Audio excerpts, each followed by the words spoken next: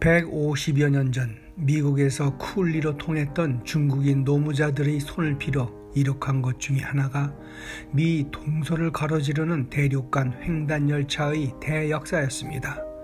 기존에 있던 동부 지역의 철도를 연장하고 서부 캘리포니아에서 출발한 철도와 유타주에서 만났습니다. 그리곤 이 만리 장정의 역사적인 감격의 기쁨을 기념하기 위해 철로 버팀목에 골든 스파이크를 박았는데 그 금못에는 이렇게 쓰여 있습니다. 마지막 못, 태평양과 대서양을 연결했듯이 우리도 이렇게 하나로 이루어지길 바란다고. 그러나 이 땅은 아직도 하나로 가기 위해 몸부림을 치고 있을 뿐 그 길은 요원해 보입니다.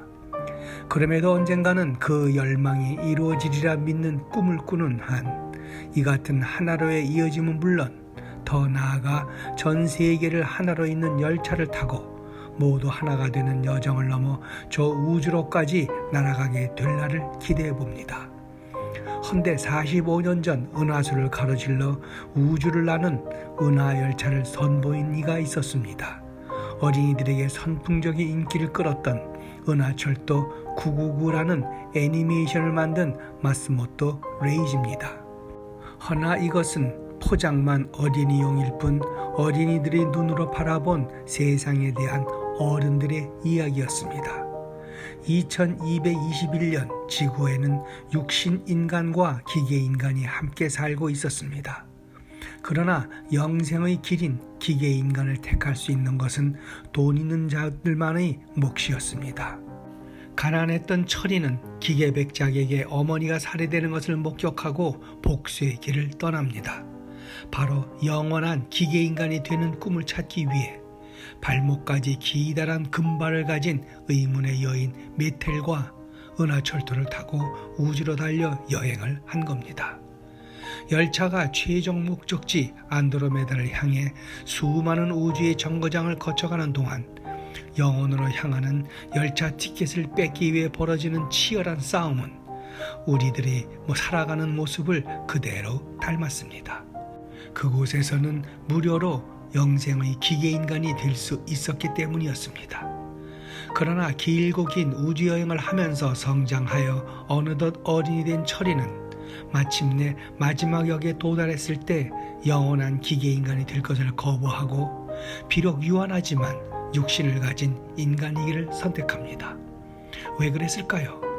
천에서 하나가 모자라는 숫자 999라는 숫자가 어른이 되기 전 미완성의 어린 시절을 말하는 것일 수도 있고 아니면 어쩔 수 없는 한정된 우리의 생명을 말하는 것일 수도 있겠습니다. 그러기에 이는 더 소중하고 의미 있는 삶일 테고 꿈을 갖고 더 열심히 살아가는 것에 더 큰 가치가 있기 때문이었을 겁니다. 그리하여 미래에 닥칠 첨단 과학에 대한 불안감을 극복하는 길은 인간성만이 해답이라고 제시해 준 겁니다. 그러고 보니 오랜 시간이 지난 지금에 와서 볼 때 그 이야기 속의 영생을 얻기 위해 정신을 기계에 의탁하며 정체성을 잃어가는 인간의 모습이 오늘 우리가 직면한 AI 인공지능 챗 GPT가 등장하면서 인간과 기계의 공존이 과연 어디까지 가능한가에 대한 우려와 그 결을 같이 하는 데에 그 깊이를 느끼게 합니다. 흔히 행복의 대명사로 일컫는 파랑새를 지은 벨기에 대작가 마테르 링크의 작품을 모티브로 했다는 은하철도, 그리고 그의 이름과 비슷한 금발여인 메텔, 그녀와 파랑새를 찾아 나선 철이의 여정, 그 운전기사 마스모토 레이지가 지난 13일 별세했습니다.